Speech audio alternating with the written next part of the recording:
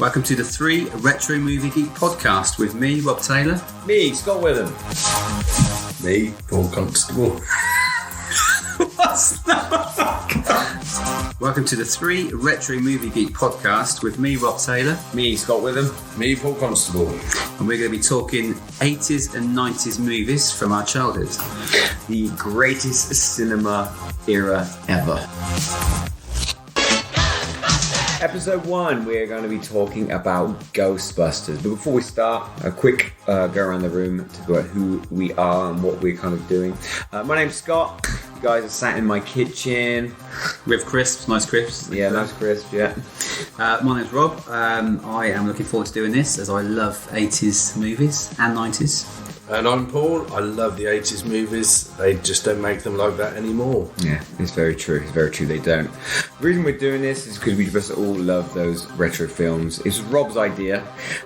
He just kept on...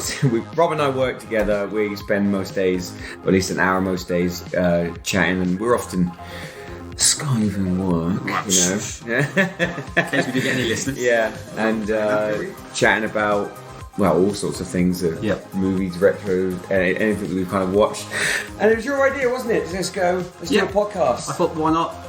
We talk about it every morning, and I just thought it'd be a good idea. We did it as a joke. We said, let's do a podcast.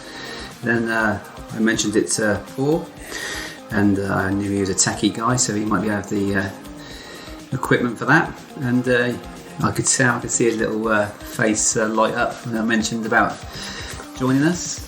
Yeah, I kept waiting for it to never happen, but here we are. We're sat in my kitchen, we're ready to go.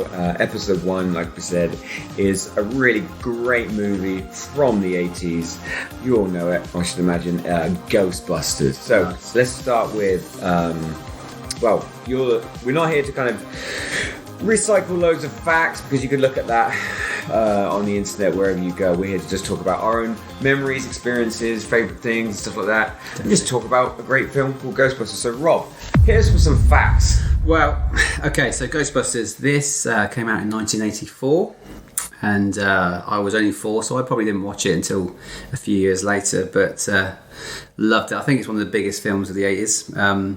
Starring Dan Aykroyd, Harold Ramis, Bill Murray, Ernie Hudson, Sigourney Weaver, the great Rick Moranis, and a couple of other names that are in it, Annie Potts and William Atherton. And which one's William Atherton? He was Walter Peck. So the dude that tried to stop him. Really know the main guys, don't you? Yeah. Bill, Dan, that's it. Harry, Ernie. So I think it was Ivan Reitman who directed it, and Dan Aykroyd it was his idea. He wanted to do a film, so he wrote it. Family business, wasn't it? Something to do with I think it was. Paranormal activity, his parents, and that's it. Got the original idea. So I think he wanted to do. He wanted it to be like travelling back in time in different dimensions, and when they did put that quite forward, limited by the technology, what they could achieve in the 80s, yeah. So they thought, okay, it's a good idea, but let's maybe just set it in good old New York. So, Paul, what's your earliest? What are your memories of Ghostbusters growing up? Being older than everyone, I remember watching it at the cinema. You watched it at the cinema? I watched it at the cinema, and the cinema now is now Witherspoon, so probably like most old cinemas from the 80s, they're now Witherspoons. Or without a spoon. Way! But yeah, probably one of my first films where I sort of really got into it. So what would I have been, 9 back then? Loved the film. Wore the merch. I had like a grey sweatshirt, a bit like your t-shirt, but a sweatshirt with the Ghostbuster badge on. Bought this especially for today. Had the computer game. Nice. Yeah. On the Commodore 64. Commodore 64, I had that one too. Yeah. I still have the Commodore 64 sitting in my loft. And I went up in the loft last week to get some stuff, and I was showing my son some of my old games, and one of them I showed him was Ghostbusters. I still have it, and I can still play it. And I remember playing it with my dad, and in one of the scenes, you in the game, you'd press the space bar, and you get a synthesized voice saying, Ghostbusters! Oh, yeah, I remember that. I remember that, yeah. I could talk for hours about Commodore 64 games, but we're not here to talk about that. We're doing a film. That's next week's podcast. Retro computers. Personally, I obviously what was it, 82? When you say 84? 84. I was 2 when it was released in cinema. I didn't watch it until many years later. VHS probably, renting it from whatever VHS store, tape store was around back then. Yep.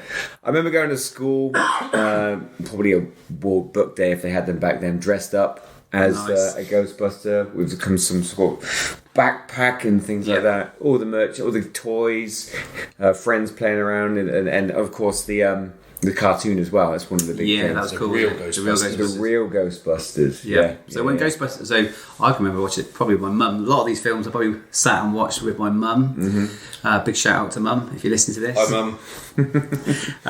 So that's how I watched the VHS at home. But great film. Right, so let's start talking about the scenes. Can you remember? Should we start from the start, the library scene? Don't you remember that? Well, first of all, like Ghostbusters. When you were a kid, it was terrifying, wasn't it? Oh yeah. Absolutely terrifying. It was cool to watch. All your friends wanted to watch it, but it was absolutely terrifying. Yeah. It's a comedy. It is comedy, but for me, well, you watch it now as an adult, you realise how funny Bill Murray is, for example, and how many jokes and adult themed jokes there are on there, which you never got as a kid. Oh yeah. And one of the, as a segue, one of the first scenes then is the pink lady scene. Yeah. The terrifying first scene in the library. Yeah, the books that go like I think they're done by a wire, but if you even look at it now, it still looks pretty cool. The book's just going past, and then the library card things flying out of the library card things flying out. I have only just discovered how they filmed that. Yes, copper piping with air. Is that right? There was a person stood behind with a straw. Oh, the straw, is it? Yeah. Oh, okay. Blowing. Yeah. And I often wondered how they done it. Yeah, okay. And I always thought, well, if they messed up the scene, they've got to put it all back in again. And the books, like you say, want to... Yeah, they're on the wire. And the music, that eerie music, I remember, that's like that. I can't listen up. Yeah. That kind of going on in the background. And it just freaked me out, that librry. I think every time I go to a library now, which is you never... You compare it to that, don't you? It's just that creepy. I think it was a... Must be the lines outside Family Library. I know it's not, it's the kids coming out of school. Because they did film it in the New York Library. Well, the scene, obviously, just before they go down into the main part there, was filmed in the New York Library. Symmetrical book stacking. Which also, there's another film... The Day After Tomorrow. There's probably more than that, but that's the one I can remember being. But that's way too modern for us. That's my ease. So the library, and the ghost. The pink lady. Yeah, get her. I remember that. Get her, run, grab her, get her. Get her!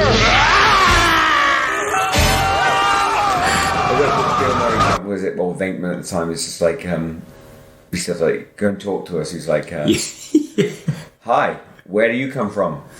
Originally. That's a great line. And that slime all over the place, which ectoplasm. Yeah, which was a Chinese food source as well. What, ectoplasm? Oh, wow. All over the jaws. What, so they used some Chinese like food products, I believe, yes. And just splooshed it everywhere. Chucked it everywhere. Lovely. But, so that was scary, that scene. I do remember that. It's just when she Great effects. That great big kind of horrid face. They scare the living daylights out of me. Yeah, me too. Definitely. Another couple of other scenes I remember. So the first scene was Sigourney Weaver, who her character was Dana Barrett. Yeah. And the egg scene. Remember the egg scene? Yes. So we're moving on. We skipped a few scenes, but let's go on to the next kind of scariest bit. Yeah, that's a scary bit I can remember. The scary bit was just that eggs popping up and frying on the side. Yeah, for no reason. Which must have a strange effect. So I guess that was just a hot plate or something to pop those eggs out. But that was creepy. There was when they done this first screening at the cinema and they go to the fridge. You ever seen it? Where obviously when she opens the fridge, we see Zool. But in the cinema, the first one where they go to get the crowd's reaction is, as soon as she opens the fridge, a big screen comes up saying special effects goes here. Okay. So they never, for the special screening, they never actually got anything like that. That's quite cool. Yeah, that's clever. I like that. Here's again thing to talk about then. I was always confused about who Zool was, who Gozer was. Yeah. Because the way it's kind of set up, you always think Zool is the big bad. Yeah, yeah. But it's not. Zool is one of the Minions, basically. Minions of Gozer. Yeah. And point here for anyone who can tell me what the other minion was called. Okay, so the other minion, so you've got Zool and you've got, it's a strange name, it's like a name. Don't look on your notes. Ah, God. Listen to it go. I'm trying to over. How about you, Paul? Haven't got a foggiest. So I'm Oh, it's on the tip of my tongue, but go on. Vince Clortho. Vince Clortho, that's it. So Vince It's Clortho. Vinz. Right. Vince Clortho. But it just sounds like Vince. Yeah. You got Zool and Vince. So that was Rick Moranis, wasn't it? Rick Moranis' character. Yeah, Zool. The key master. Zool and Vince, that's it. Zool and Vince. Keymaster and Gatekeeper. Cool. Yeah. Yeah, that's pretty cool. But yeah, that was a great scene. So if we're going on, so what happens? You got the Ghostbusters. They get fired from the university. Their grant gets they're kicked out basically, and they decide to go into business for themselves. And again, as an adult, this is what you never got when you were watching it as a child. they mess up stuff so many ways. So what is it? They trade in, like, they remortgage. 3 mortgages. Three mortgages. Everybody's got 3 mortgages these days. That's it. Yeah. Really? What? Yeah, and That's what he at said. 19%, Lucky to get one. at 19%, you didn't even haggle with the guy. So, like, it's just how much of a knob Venkman is. He gets his work colleague to trade in his house. Yeah. At 90%. Which is Ray's house, isn't it? Yeah, and like Egon's like, just to let you know, Ray, the mortgage payments for the first year is 90,000 alone. no, the interest payments for the first year is like 90,000 alone. Let's hope they get So this. you're there just as an adult, you're going, Jesus Christ, and then they try to barter when they buy the firehouse. Yeah. And they try to kind of obviously knock it down by saying how terrible it is. Yeah. And then Ray comes in, this is great. Look at this fire pole. That's it. Yeah, they're trying to haggle with it. Yeah. We should move in tonight. Yeah. We should stay here. We should stay here tonight, yeah. And he looks at the estate agent and goes, I think we'll take it. So they're really playing life on hard That's mode, right, you know. But really high mortgage costs, buying a terrible old derelict place for maximum amount of money, and they're just playing everything on hard mode. It's just like the funniest things. They're just messing up completely. I However, love that firehouse there. It is, what a cool place to be working out of. Well, you and I have been there, haven't we? have. Outside the we firehouse. have been there. We have been there. Which is New York. New York, yeah. But I couldn't remember to tell you exactly where in New York, but one of those things, and I went there last year, tried to find it, and walking around, it's around here somewhere. I had obviously maps on my phone at that point, but it's just supposed to be around here somewhere. Looking around, expecting a massive kind of like, literally a massive neon sign saying Ghostbusters. Yeah. Turn a corner and you're like, still, it's supposed to be on this crossroads. And you just look to your left and oh, that's it. Obviously. In the film, it looks like quite a... it looks huge. like a rundown area. Yeah. It's a lot tidier, a lot cleaner. But and the inside shots on the film was actually not filmed there. It was filmed in LA. Correct. In LA. I don't know if it's studio or firehouse in LA, but It's Fire Station 23. okay. It's been, a little fact for you, it's actually been used in more than 50 productions. Really? Is it? It has. And some of the films you've probably seen. Big Trouble in Little China. Oh, that's another one. Ghostbusters 2. Of course. The Mask. Was it? It was. Jim Carrey. When Jim Carrey goes in with the exhaust That's pipes. it, Same firehouse. Yeah, you're right. And I didn't realise this. Police Academy 2. Really? Okay. The A-Team. Flatliners. I'm just naming the ones I know. And, of course, Ghostbusters Afterlife. Right, okay. It's actually currently being renovated and turned into a youth art centre. Brilliant. Right now? Right on my Yeah. street. That must be really recent then, because Yes. last year it was still an active fire station, because when we were there... No, the interior. The one. Oh, soldiers so, when they filmed right, the okay. interior. Okay, so the actual fire station, I think, is still an active fire station. Right, okay. Right. It was shut down Yeah. for a while, as I'm led to believe, and people would be screaming at the speaker now, telling me that I'm wrong. But it was definitely last year an active fire station, because we had to get We had to get out of the way when we having our photos taken. We saw the lights flashing through the door. There's loads of people there. And the Ghostbusters Well car. disappointed when a fire engine came out. And it wasn't the Ecto It One. wasn't the Ecto One, and there's fire. I mean, they must be used to it all the time, but the firemen just looking, just kind of going. Yeah, here they are. Well, again. I More expect- tourists. What about Ecto One then?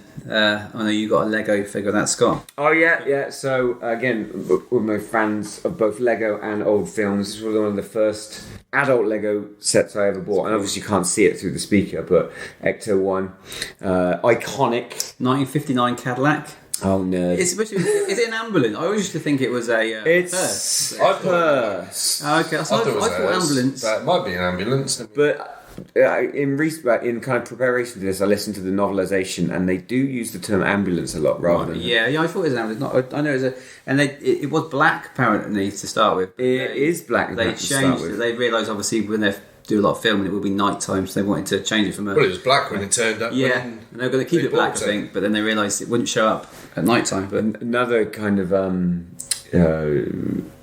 explanation. I can't speak, but another way of showing how kind of the joke of how them messing up so much is, found us a vehicle. It's like yeah, just needs some work on the shocks, tires, brake pads, brake makes a discs, oil filter, air filter. Only 4,800, which. and the noise. What about the Ecto noise? Oh, here we go. It's now, okay. Who can do a good impression of it? Go on. Do you want me to do one? Go on then. So you know on Dumb and Dumber, and they have like he says, "Do you want to hear the most the most annoying noise. noise ever?" Yeah. This is the most annoying noise ever. Okay, ready? Wah, wah. Told you. Good impression, but annoying. So that's my impression of Ecto One. Good old But, Ecto One. That was probably one of the most famous movie cars, I reckon. At the time, it's very iconic, isn't it? Yeah, even Very now iconic. it's up there for me. So we're moving on then. Yeah, you got everyone. They're setting themselves up. They get Ecto One, and they finally get their first job. Yeah. They finally get at the. I want to say the Savoy, but I may be wrong. Sedgwick. Okay. Sedgwick. One of my questions at the end there, but well done. Well done. Hey, we're ruining stuff for the future. Cedric, yeah, Cedric Hotel. That's good. Good scene. That's quite creepy. That going up into the corridors and until you see the ghost, and it's sort of not as spooky. Yeah. Like a comedy ghost, which I know Dan Aykroyd at the time he was saying on set that ghost, the Slimer ghost, which is he's not actually called Slimer. They never refer to him as Slimer. Never do they? refer to him. No. They say Slimers or He things like slimed that. me. He slimed me. Yeah, but I think Dan Aykroyd said it was a ghost of John Belushi, Yes. which was Really? because he was supposed to be in the film. Dan Aykroyd did write it for John Belushi. Which part? But then he Bateman? was supposed to be Bankman. Really? Yeah, but he I think he passed away shortly before It was- kicked off. He was right. Dan Aykroyd was writing it That's it. when he had the phone call to say John Belushi had died. Yeah, that's it. I so had no so he idea. was supposed to be. Yeah, he was supposed to be Venkman, and obviously that didn't happen. But in the end, they got Bill Murray. Yeah. But do you know a couple of other people that were on this actually? Or people who were supposed to be cast as? Yeah, Oh, no, go on then. so I believe that the Venkman role, Steve Guttenberg turned it down for Police Academy, I think it was. Right. So he didn't be in it. I think they considered Tom Hanks to be Venkman, which I can see that works quite well. That's all. Yeah. And Robin Williams.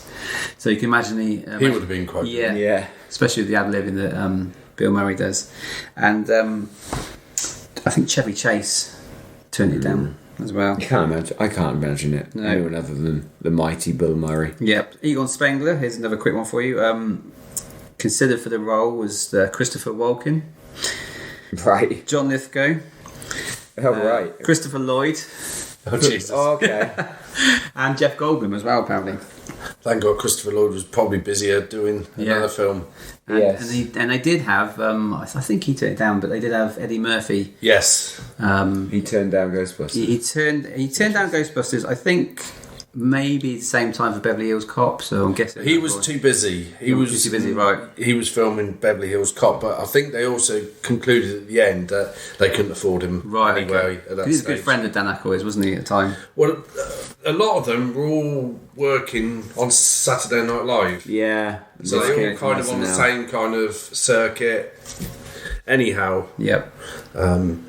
Yep, sounds cool. But the So we're still we're back to we're still talking about Slimer. we're still at Sedgwick and Slimer and When Ray first sees him, and he's got that fag, the cigarette fag, whatever we'll call them, just on the end of his lip. That always makes me laugh. Venkman. one thing you were talking about the smoking.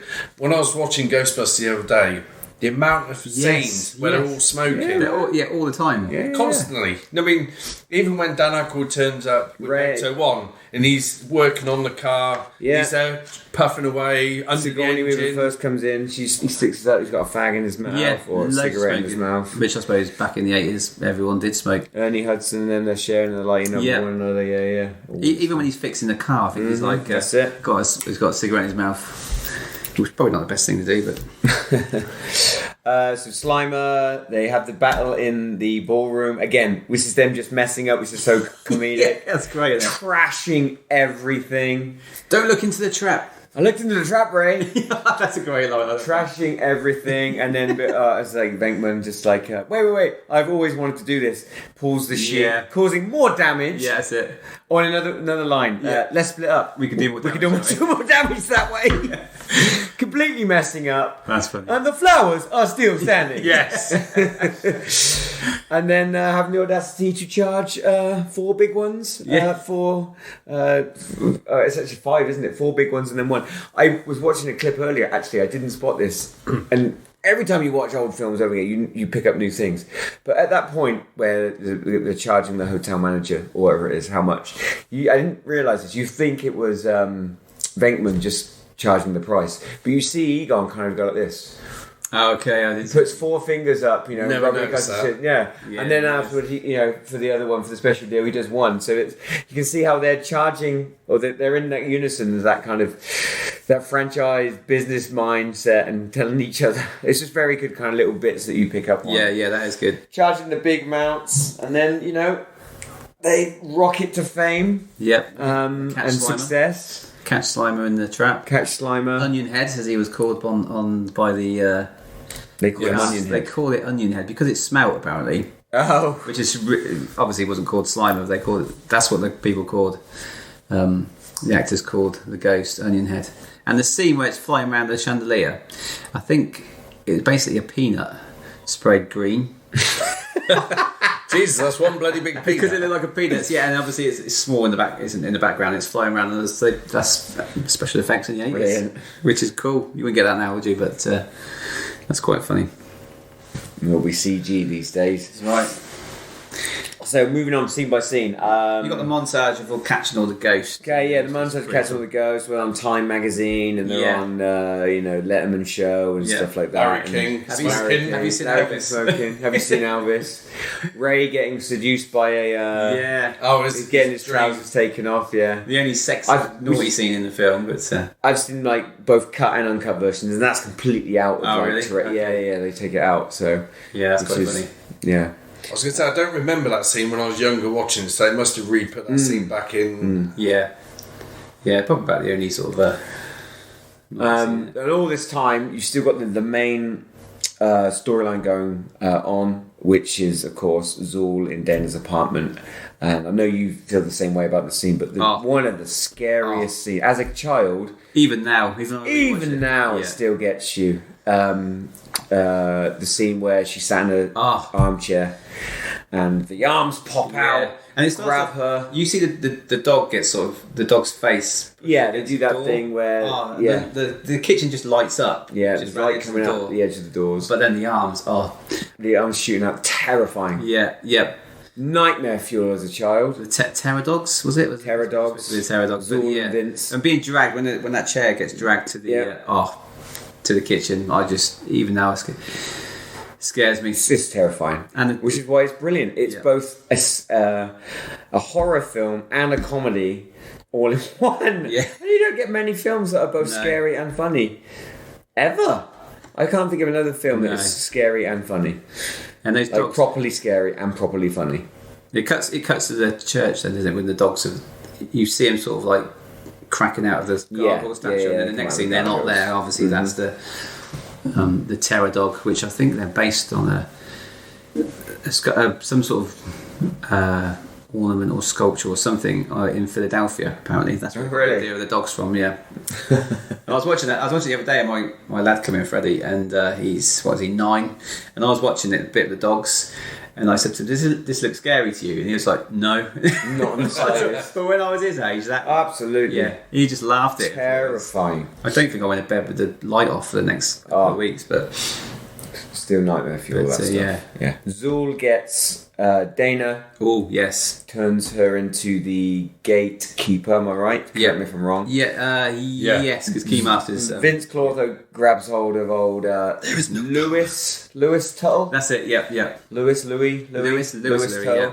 Rick Moranis is great. The accountant nerd, Rick Moranis, Yeah. one of his fine performances from that era. And they're obviously both out and about trying to find each other. All the rest of the stuff's going on. That scene when Venkman goes to the apartment is that's quite creepy. When she's sort of a sexy role, but also she's been possessed. Yeah. And There is when- no Dana, only Zool. Yeah, which is actually even I Reitman. love your voice. That's it. He played the voice. Even Reitman, the The director. director. He played the voice of Zool and Slimer. Slimer, yeah. So here's his voice apparently, which I thought was quite cool. So what happens next? Oh, one of the funny things, the scene where Vince Clortho actually takes Lewis Tully, whatever his name is. Yeah. You find it's always something funny where he runs to that restaurant and he's banging on the door of the restaurant and going, "Let me in." Yeah. Everyone can see what's happening. They must see the terror dog coming up behind him, possessing him. And it's just like Yeah. Nobody seems to give a It's not damn. like your little they piece. look, Yeah. they look, and then they all go. They back look to dinner, and then don't they just go, and Yeah. then they just go back to their normal stuff. Okay, I mean, who bought the dog? Yeah. Who bought the dog? That was one of when I was in New York. That was one of the disappointing things. So previous times I'd been to other locations, and we were walking through Central Park, and because that's a real place, it's Yeah, a New yeah, York it is, restaurant. But I don't know whether it's been completely remodeled now, but it doesn't look Imagine it's anything 40 like years, no. the film. One little bit. I remember like stood outside, sort of trying to work out where it could have been filmed. That bit. Nah. Disappointing. It's one of the things that visiting film locations probably you got. Did you visit the apartment?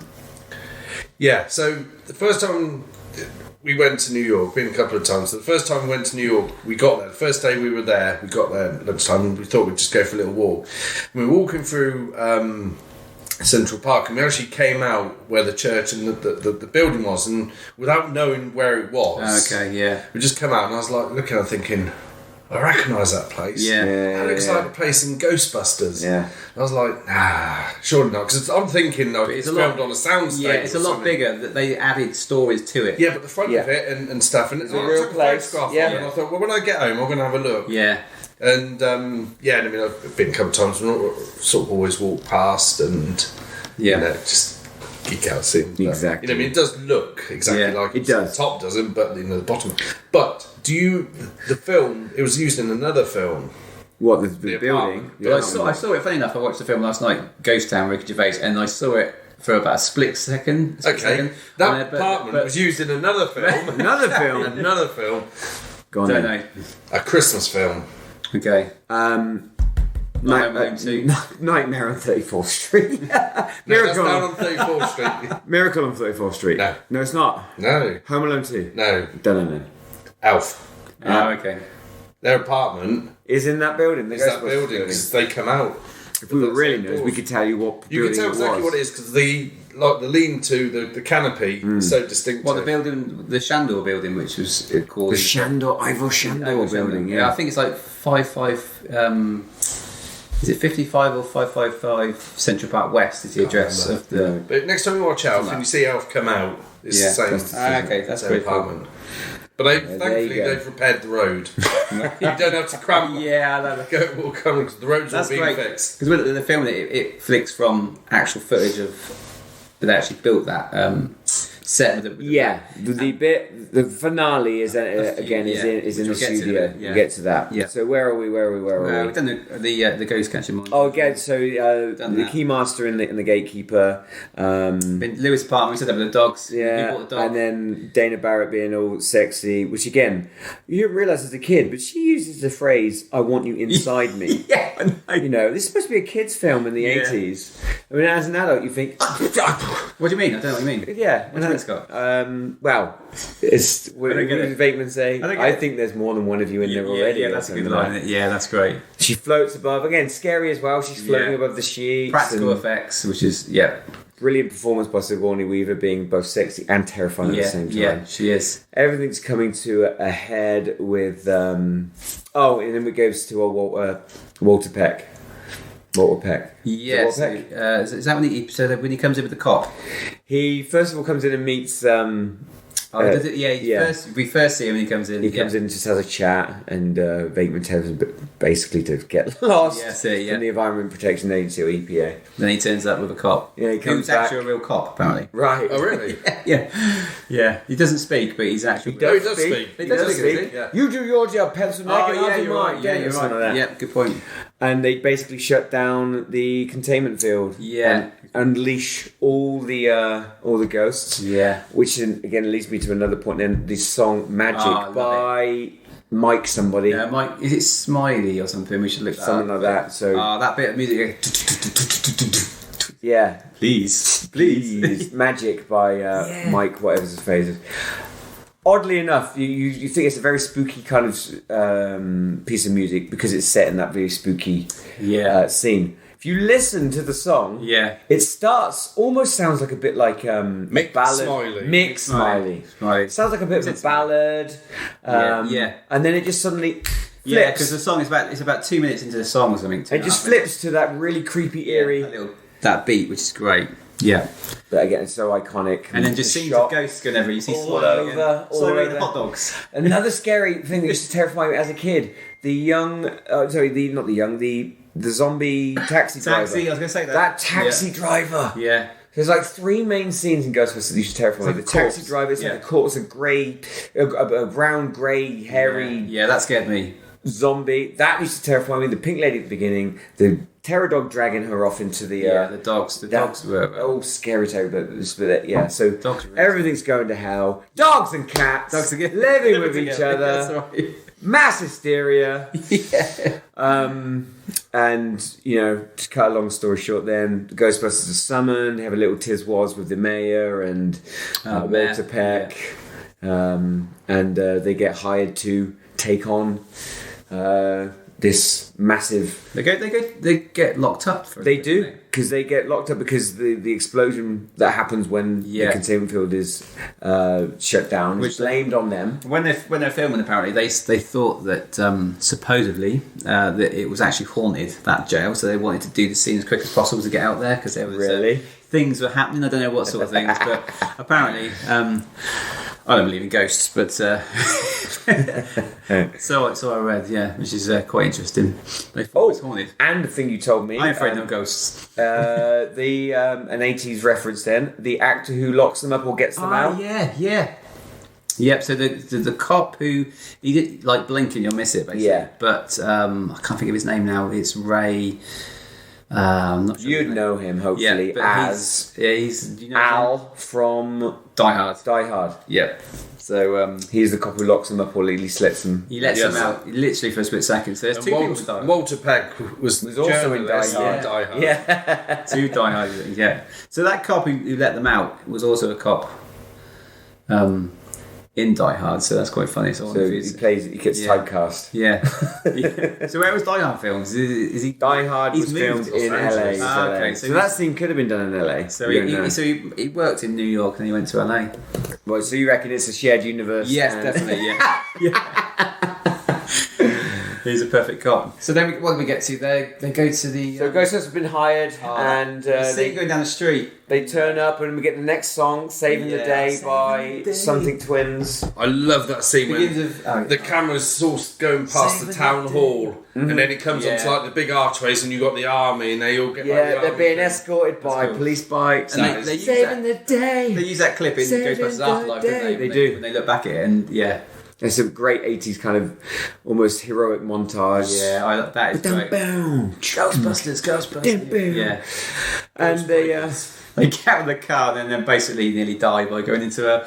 they realise there's no. Well, there's that. They get They want to pay rough, they'll pay rough. Yeah. Then there must be no power or no elevators in the Yeah, so it goes from block. seriousness to then cuts to them out. They have to climb Before they 20 stairs or something. Before they go up and they're 20, outside and they arrive at the building, Yeah. there's all the crowd are outside saying Ghostbusters, Ghostbusters. yeah. You watch, there's a gentleman with ginger hair, red hair, stood outside, and he's in quite a few different scenes when they're doing it. Right. But he stood in different places.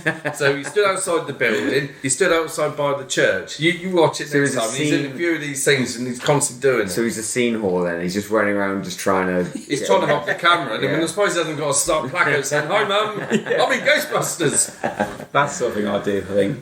Absolutely, you would That do doesn't surprise me. No, definitely not. I mean, Ghostbusters, great. Going back to the name, actually, did you know it was... It wasn't originally called Ghostbreakers. It was Ghost Breakers, wasn't it? Yeah. Yeah, because Smashes or something. because someone else had the rights to Ghostbusters. Yeah. The same company Filmation. who had He-Man. had He-Man. Yeah, Right. they did He-Man t-shirt there. My t-shirt you got on there, Scott. And that went because the whole thing where there were two different cartoons being released at the same time. Yeah. So they filmed. And that's why you've got Ghostbusters and Two scenes. the real Ghostbusters. Yeah, but they did more of Ghostbusters as in the writing, and just hoped that the lawsuit went there. Well, they stopped because they were filming two scenes, weren't they? Yeah. So they did one scene Ghostbusters, another scene Ghostbreakers. And I was watching a documentary where they were filming the scene outside the zoo where they're saying Ghostbusters, and they run out of time because they had a short schedule to get it filmed. 'Cause it had to hit the cinemas. I think it's the 8th of June 1994. Right. So they ran out of time, and one of the production team, it wasn't the director, one of the production went and found the phone box Yeah. near where they were filming, and he rang up and said, "Listen to this," and they were saying Ghostbusters. Anyway, to cut a long story short, they managed to then, because they ran out of time, they then told them, "No, just film the one scene saying Ghostbusters. We won't do two of everything going forward." So they tried for a while filming. They weren't sure about the rights, so they were filming everything Ghostbreakers and Ghostbusters. Yeah, but I think they did more Ghostbusters, and they just hoped that those scenes. But even outside the firehouse, where they put the sign up saying Ghostbusters, they'd done another scene where they put up a sign saying Ghostbreakers. I've seen the clip of them doing the advert thing where it's just like, are you troubled by strange paranormal sightings? at night? The advert. That you find that on the YouTube. Yeah. There's Ghostbreakers, Ghost Smashers, Ghost. Okay, and they do that to bit. They And do that. So that number, I think it was the scene in Dana's apartment, wasn't it, when they saw the advert? Yes. So the just getting back to that, which I thought was really funny. The number. Does anyone remember the number? I got 1-800 something. Yeah, well, it was. It was a real number to something, but I can't remember what it was. Well, they changed it. I think it was 555-2368, and then they changed it halfway through the film, or when the film was out, and they put the New York dial code at the start of it, and it was an actual number. And if you did call that number, I think you got a recorded message saying, "Sorry, we can't come to the phone at the minute. We're out catching ghosts." And they had That's like, marketing for you. yeah, they had viral like marketing back thousands in the of 80s. calls Yeah. a week for about 5 or 6 weeks or something, which Viral marketing back in the 80s. that's pretty cool. Love it. Because I would ring a number. You're the type I'd give it a person. call. So they climb the stairs. Go upstairs, yep.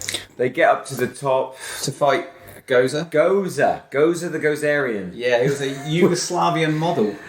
Oh, really? Apparently, played by a lady.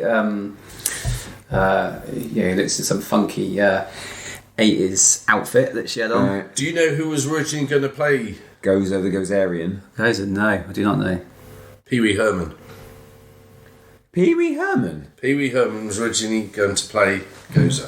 Oh, right. That wouldn't have hit home. The Yugoslavian model was quite cool, I thought, with the hair and Red eyes. Yeah. That was quite good. I'm glad they didn't do that. I'm glad Pee Wee Herman. They go up there, don't they? See, where do these stairs go? They go up. They go up, yeah. And then he goes to take a step again. Brilliant. Yeah, he goes step by step. There's a lightning flash. He goes, you go on, guys. Yeah, you go on, guys. That is funny. Yeah, and they meet Gozer, Are you a god? And he says no. Next time someone asks you, are you a god? You say yes. Oh. And, was it Tuesday? Oh, the Destructor will come. Yeah. Choose a form. Yeah. Don't keep your mind blank. It's always fun because, like, the second you say don't think of something, you're going to think of something. Yeah, I thought. So they all... Yeah. What did he say? He used as an example. I can't remember. If we think of something, then something will appear. But yeah. The great bit, great scene, very iconic again for our childhood. Toys of everything. The Stay Puft. They Stay Puft Marshmallow Man. Which is it's throughout the film. I didn't realise until we rewatched it. Like the marshmallows are on that egg scene next to it. Yeah, it's on the she's got a pack of Stay Puft marshmallows. Yeah, I noticed that. Yeah. Never noticed it before. No. I was too busy on the eggs. Yeah. She's got a pack of Stay Puft marshmallows. So again, when I was younger, I used to think, well, Stay Puft must be a real American thing. This is great advertising for them. But no, it's completely made up for. It's a Stay Puft Marshmallow Man. Yeah. Stay Puft. It's something you don't see every day. That's coming down there. That's the only original part of Dan Aykroyd's script. Really? Is Stay Puft Marshmallow Man. The original part. So everything else was cut or rewritten. Or adjusted. That's the only original. But Ivan Reitman still didn't want it. But in the end, Dan Aykroyd managed to persuade him to keep it. It's kind of the Stay Puft Marshmallow Man. Kind of reminds me. It's kind of cross between the Michelin Man. Yeah. Before he went on a diet. Yeah. And the Pillsbury Dough. Pillsbury Dough, yeah, he is. It's kind of the Pillsbury Dough. It's kind of a cross between the two. It was kind of scary, but I didn't know if I was scary for his pure size. Did I want to give him a hug? Did I want to eat him, or was I scared of him? Imagine that much marshmallow there. Yeah, that was good. But you should decide. He has a very cute face, and then when he's being shot, that's a bit creepy. Then he suddenly has a menacing face, and it is terrifying. I like it when they first see him, and I think it's Venkman. He says something like, he's a sailor, he's in New York. Yeah. Get this guy laid, we won't have any trouble. That's a great line. And I would have, again, when I'd have been 8 or 9 watching that would have been... straight over your head. Wouldn't have known what he's going on about. Get this guy laid and we won't have any trouble. Yeah. Even then, it's cracking jokes, but... So, the marshmallow steps on a church. Nobody steps on a church in my town. Climbs up, they shoot it. He sort of steps through it. If you watch it carefully, nothing breaks. It's just sort of like... That's how they fixed the church. They fixed it. Okay. When you said it. Go to the top, and they decide to, of course, defeat Gozer by crossing the streams. Yeah, which is a no-no. Don't cross the streams, a big no-no. Be very bad, Be very bad, Egon.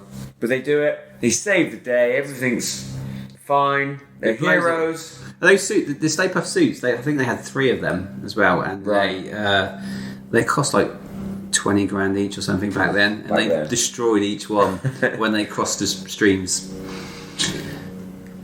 In real life. Yeah. They crossed the streams in real life. Yeah, which is crazy, but so they did actually make 3 of them. I think they wanted him to come, when he first appeared as well, they wanted him to come out of the water. Right. But they realised it was too... we're stuck. Too difficult to do. Yeah. They realised they were in the 80s, then they're heroes, and the last scene, of course, the ending scene is the credit shots of them just leaving. There's like a whole credit shot of them just basically backing their car out, thinking, "Get out of the way!" A few high fives. And then just a few high fives. Yeah. Then driving off into the sunset. I like it when Rick Moranis comes out. It's like, does anyone want to interview me? Yeah, I want to go with them. I want to go with them. Who does your taxes? Who does your taxes? I think he's my favourite character. I think. Yeah, Lewis Tully's great. And Winston Zeddemore shouting, "I love this town," or "I love the city," I love this city. I thought, that's how it ends, isn't it? Yeah, I thought that was the end of Ghostbusters 2. No, definitely. Yeah, I don't know unless they've done it again. Because I really thought he did that at the end of Ghostbusters 2 as well. But I probably did. I need to rewatch it. Because they're driving down Central Park West. Yeah. Going back down towards Columbus Circle. And then Slimer comes up. He does. And he kind of goes into the camera and then he goes into the credits. Which, again, we haven't actually mentioned the most iconic theme tune ever of the 80s and Halloween, like, even still, Ray Parker Jr. Yeah, great song. Great song. I mean, that's all we need to say, really. Yeah, insert the song now. Insert song. Can you put that on? If we're allowed to, yeah. But I was watching something and he was talking about the song and he was asked to do the song for it, but he was running out of ideas because all he was told was it had to have the word Ghostbusters in it and he couldn't get it to rhyme with anything. And then he was watching telly and like the old QVC stuff and obviously it's the American ones, and they turn around and say, well, who you going to call? And he was like, who you going to call? Ghostbusters. Oh, right. And that was it, because he'd already written the music, but he couldn't get it to work, and he wrote the music, done the tape, sent it straight off. Yeah. And this was like a few weeks before the film was due to wrap and go out. Yeah. So it was that late in the production, and they when it says Ghostbusters, I think that's like his girlfriend and his friend or something. They had to do it so quick. Oh, right. It was literally like, or some kids or something that he just got someone together quickly to say. I do believe the video for the song had loads of celebrities yes singing it. Yeah. I can't remember who was in it. I got an image in my head of Danny DeVito. Yeah, I think he was in it. Yeah, I've got an image in my head of him. But he received an Oscar nomination for it. Bobby Brown was What, in for the song? No, Bobby Brown was in Ghostbusters. Oh, that too. Was that? Okay, I get confused. Yeah. He's also in the film. Well, no, Bobby Brown done a song in Ghostbusters 2, wasn't he? He's also in a scene. Yeah. Where he meets the Ghostbusters. Wow, that's a movie for another day. Old Ghostbusters. Excellent. So that's scene by scene. We've gone all the way through the film. A couple of things we can go over around the room quickly. Favorite character, Rob? My favourite character. Okay, right. Definitely, it would be Louis. Louis Lewis. Yeah. I think Vince Clortho. I think the Keymaster. Rick Moranis. I think he just done it for me. It's just funny, and I think he made up some of the lines as well on the spot, things like that. Yeah. He just kept giving all the way through the film, which originally I think the actor nearly had that part was John Candy. Yeah. Oh, right. So John Candy nearly had that part, which I can see how it would have worked. But he didn't want to play it that way. He didn't like the way the character was going. That's it. Well, he wanted to play it as a German guy with dogs or something. Yeah, serious. Why? Yeah, and they said we've got enough dogs in the film as it is. The terror dogs. Okay. But I can see why. I can picture him as that role, but I think Rick Moranis. I love Rick Moranis. Yeah, you gotta do that. Yeah, so he'd be my favourite. What about you, Paul? Venkman. Yeah, I love Bill Murray. I think he's funny. His lines are so iconic, aren't they? I mean, a lot of his lines were made up. Yeah, they're his words. I mean, he's just done it. I mean, there's one scene. We sat in. I'm trying to rack my brain, going back to when they're at Sedgwick and they come out, and I've seen the video of it, and I think he comes out, holds it up, and says, "We got it. We came, we saw, we kicked then his ass." they've done another film, another scene, then they've done it again, and he comes out, we came, we saw, we kicked his ass. And then they're like, Brilliant. wow, this is what we're having. And there's quite a lot of scenes where he done that. And also, I think when he goes into Dana's apartment the first time, to with his little squirt thing. What is that? I don't know what it is. It's like the guy who goes around killing weeds. This is, yeah. And he goes in, and again, I think they filmed it a couple of times, and they've done another scene when he does the piano. Yeah. They hate that. That's right, boys. It's Dr. Venkman. And he done that the second time. Right, so that's all it wasn't improv. planned, and it was him doing it. And again, and I think that's part of what makes his character so great, is because it was so natural. He's the main man of the film. I think, He is the main man. Yeah, of I think the film. he's the star. He's funny. Yeah, he's the star of it. I would Go for say it. Winston is cool as hell, but if you actually look, going back over the time, my character would have probably changed, but I would say probably Egon, because Yeah. the more he's not the main guy, so your focus is often on Venkman or maybe Ray or whatever. But if you actually look at Egon, his his stuff is brilliant, Yeah. and his lines, that reminds me of the time that you would have drilled a hole in your head. That would have worked if you hadn't stopped me. Just a crazy scientist, but who's so self-assured, of his kind of He wrote it. Did he write it Paragramis, with? yeah. He wrote it with Yeah. didn't he? Yeah. Cool. Rest in peace. Well, he wasn't originally going to be in the film, was it? He was a writer. Yeah, I he was thought. a writer, yeah. He kind of got into the character because obviously there's a long list of actors who are going to play his part. Yeah. He kind of then got into it and then ended up playing He it. never smiled. I think he never smiled throughout the film. I think he did in Ghostbusters 2, but he wanted to play it where he never smiles, which is I thought was quite funny. Again, he Quite cool. played it so well. Yeah. Oh, he's brilliant. Yeah. He's brilliant. He was a science guy, wasn't he? You had He was him and Ray. Ray was like the heart, and Venkman was like the mouth, and the brains was Egon.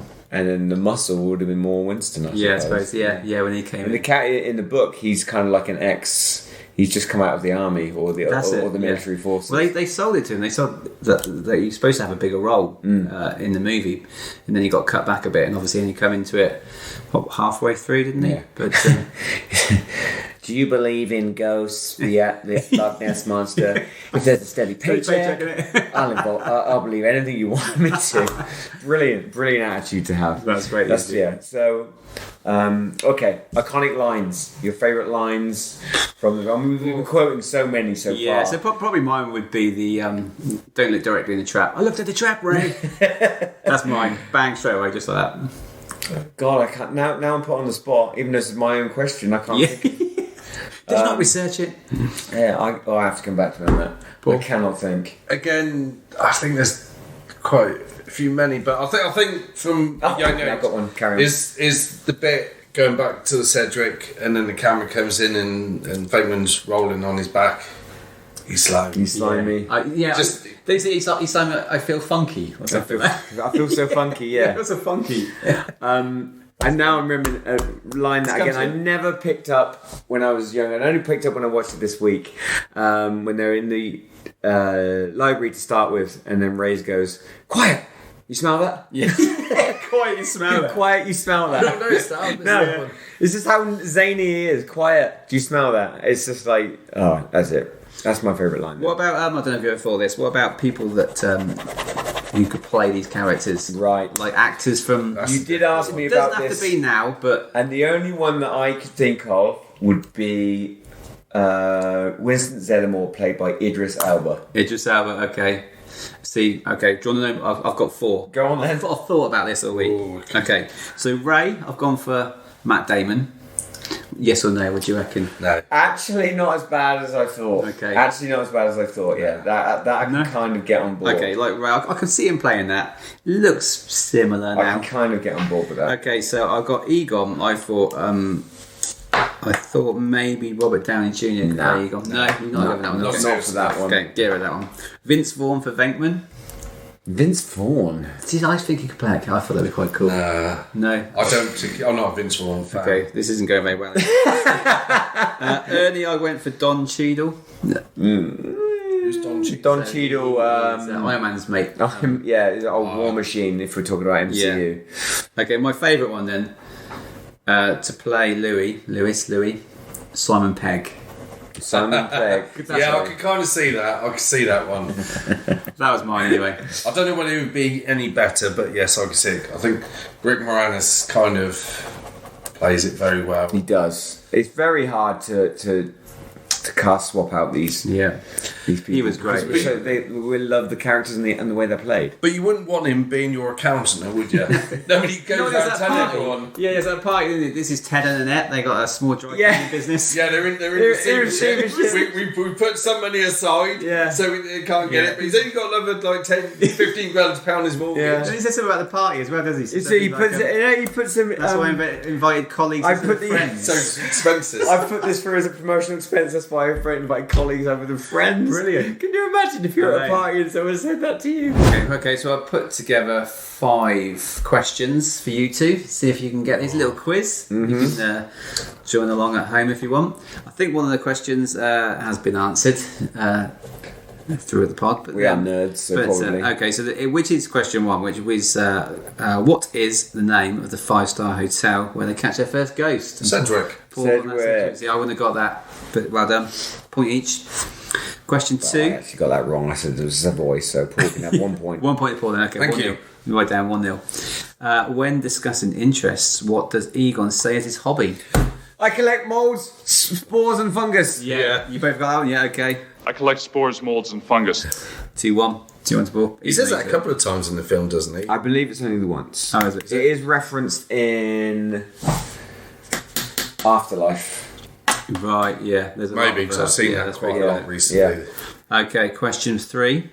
Zool and Vince Clortho, who we mentioned earlier. So Zool and Vince, Vincey boy, Oh, Vincey. Not Vince Vaughn. use their human hosts to prepare for the coming of Gozer. Now, Gozer, also known as the Or goes with the Gazarian. Yeah. Goes with the Destructor. Destructor. Yeah, you got that I too. wouldn't have got that. Gozer the Destructor. There's many more names actually. There's at least 3 or 4 other names. Okay, I went for of Destructor. Gozer. So yeah, well done. 2-2. Question 4. What is the first name of the mayor? I know. Right, let's see if Paul knows it first. Silence is never a good thing for podcasts. No, but I'll tell you what. Go for it. Come on. When the religious and he says your eminence. Yeah. Yeah. I've always thought, why the hell does he slap him around the Yeah, face? he does slap him. It's like, He kisses his hand and slaps him. Yeah, hello, and he kisses him. yeah, on I that know time. what you mean. Yeah, I always do that when I see the vicar down in Farringdon. All right, boy.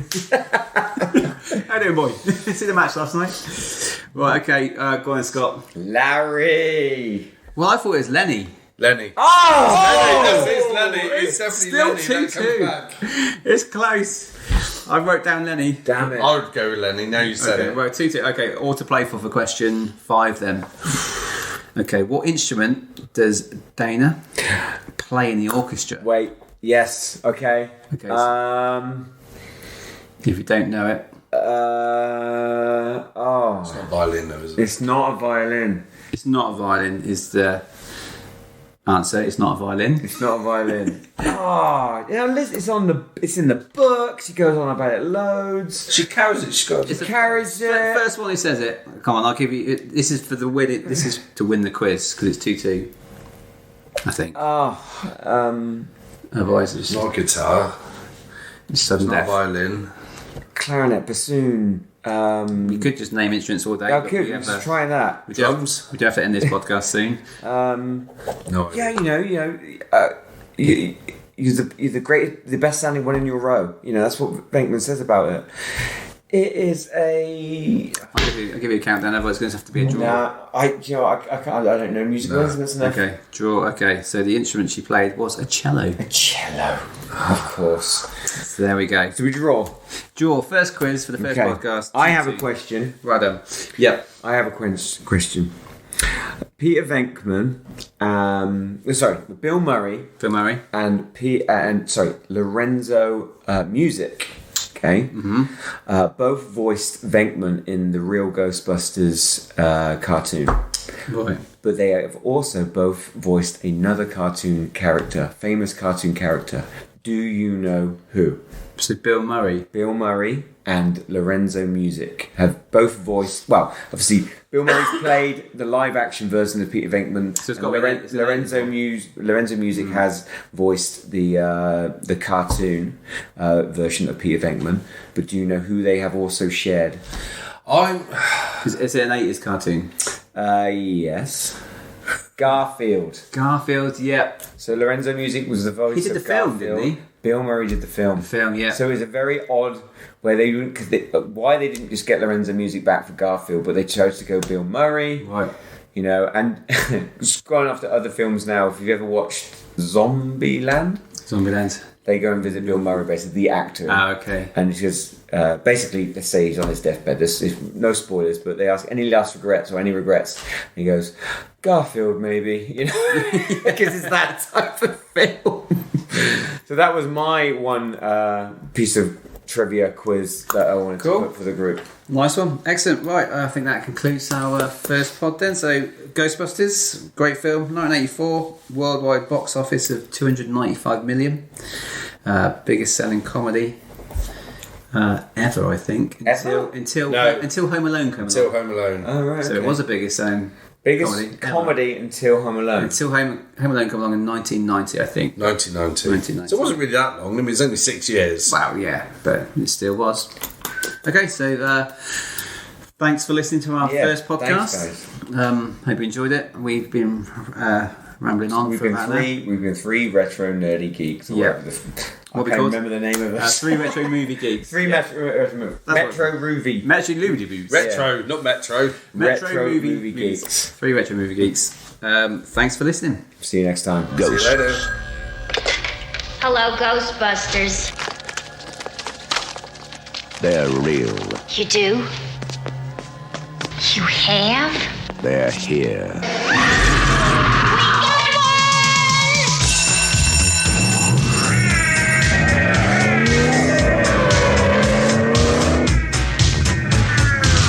Ghostbusters. Hey, anybody see a ghost? They catch the ghost that won't stay dead. Ghostbusters! They're armed.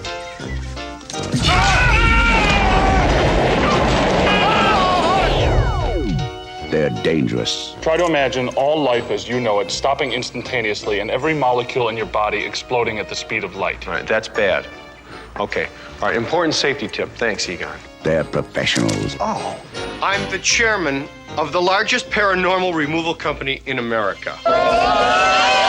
You see it? They're all that stands between you and the end of the world.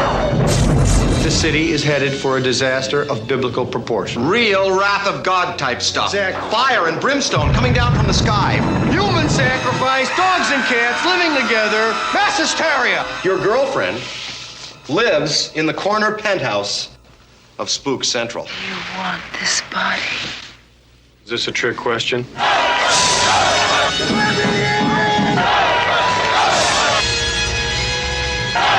Got your stick? Hold! Beat him up! Smoke it! Make him hard! Ready!